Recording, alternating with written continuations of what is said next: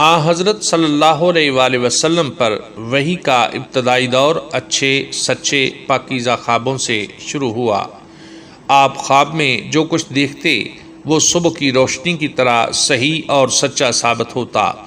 پھر من جانب قدرت آپ تنہائی پسند ہو گئے اور آپ صلی اللہ علیہ وآلہ وسلم نے غار حرا میں خلوت نشینی اختیار فرمائی اور کئی دن اور رات وہاں مسلسل عبادت اور یاد الہی و ذکر و فکر میں مشغول رہتے۔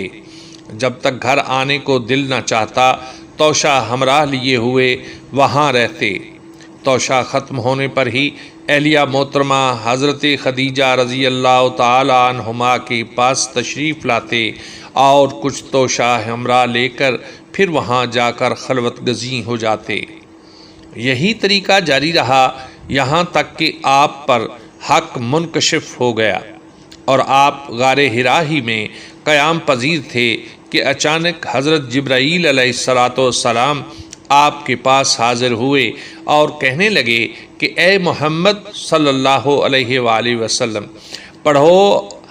آپ فرماتے لگے کہ میں نے کہا میں پڑھنا نہیں جانتا۔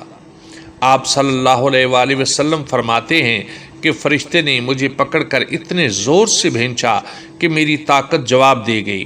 پھر مجھے چھوڑ کر کہا کہ پڑھو۔ میں نے پھر وہی جواب دیا کہ میں پڑھا ہوا نہیں، سخت تکلیف محسوس ہوئی۔ پھر اس نے کہا پڑھو۔ میں نے کہا میں پڑھا ہوا نہیں ہوں۔ فرشتے نے تیسری بار مجھ کو پکڑا اور تیسری مرتبہ پھر مجھ کو بھینچا، پھر مجھے چھوڑ دیا اور کہنے لگا کہ پڑھو اپنے رب کے نام سے جس نے پیدا کیا انسان کو خون کی پھٹکی سے بنایا، اور پڑھو آپ کا رب بہت ہی مہربانیاں کرنے والا ہے۔ بس یہی آیتیں آپ حضرت جبرائیل علیہ السلام سے سن کر اس حال میں غار حرا کا دل اس انوکھے واقعہ سے کانپ رہا تھا۔ آپ حضرت خدیجہ کے ہاں تشریف لائے اور فرمایا کہ مجھے کمبل اوڑھا دو، مجھے کمبل اوڑھا دو۔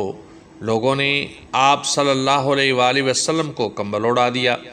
جب آپ کا ڈر جاتا رہا تو آپ نے اپنی زوجہ محترمہ حضرت خدیجہ رضی اللہ تعالی عنہما کو تفصیل کے ساتھ یہ واقعہ سنایا اور فرمانے لگے کہ مجھ کو اب اپنی جان کا خوف ہو گیا ہے۔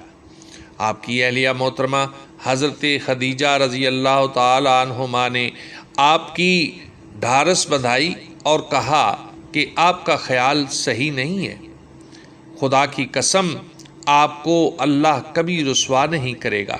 آپ تو اخلاق کے فاضلہ کے مالک ہیں، آپ تو کنبہ پرور ہیں، بے کسوں کا بوجھ اپنے سر پر رکھ لیتے ہیں، مفلسوں کے لیے آپ کماتے ہیں، مہمان نوازی میں آپ بے مثال ہیں اور مشکل وقت میں آپ امر حق کا ساتھ دیتے ہیں۔ اوصاف حسنہ والا انسان یوں بے وقت ذلت و خواری کی موت نہیں پا سکتا۔ پھر مزید تسلی کے لیے حضرت خدیجہ رضی اللہ تعالی عنہا آپ صلی اللہ علیہ وآلہ وسلم کو ورقہ بن نوفل کے پاس لے گئیں جو ان کے چچا زاد بھائی تھے اور زمانہ جاہلیت میں نصرانی مذہب اختیار کر چکے تھے اور عبرانی زبان کے کاتب تھے۔ چنانچہ انجیل کو بھی حسب منشائے خداوندی عبرانی زبان میں لکھا کرتے تھے۔ انجیل سریانی زبان میں نازل ہوئی تھی، پھر اس کا ترجمہ عبرانی زبان میں ہوا۔ ورقہ اسی کو لکھتے تھے۔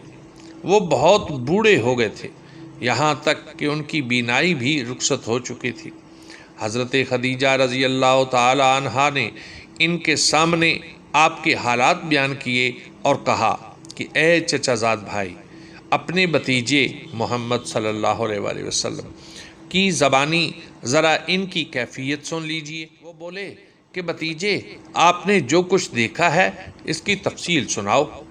چنانچہ آپ صلی اللہ علیہ وآلہ وسلم نے از اول تا آخر پورا واقعہ سنایا، جسے سن کر ورقہ بے اختیار ہو کر بول اٹھے کہ یہ تو وہی ناموس معزز رازداں فرشتہ ہے جسے اللہ نے حضرت موسیٰ علیہ السلام پر وحی دے کر بھیجا تھا۔ کاش میں آپ کے اس عہد نبوت کے شروع ہونے پر جوان عمر ہوتا، کاش میں اس وقت تک زندہ رہتا جب کہ آپ کی قوم آپ کو اس شہر سے نکال دے گی۔ رسول کریم صلی اللہ علیہ وآلہ وسلم نے یہ سن کر تعجب سے پوچھا کہ کیا وہ لوگ مجھ کو نکال دیں گے، حالانکہ میں تو ان میں صادق و امین مقبول ہوں۔ ورقہ بولا، ہاں یہ سب کچھ سچ ہے، مگر جو شخص بھی آپ کی طرح امر حق لے کر آیا لوگ اس کے دشمن ہی ہو۔ اگر مجھے آپ کی نبوت کا وہ زمانہ مل جائے تو میں آپ کی پوری مدد کروں۔ مگر ورقہ کچھ دنوں کے بعد انتقال کر گئے، پھر کچھ عرصہ تک وحی کی آمد موقوف رہی۔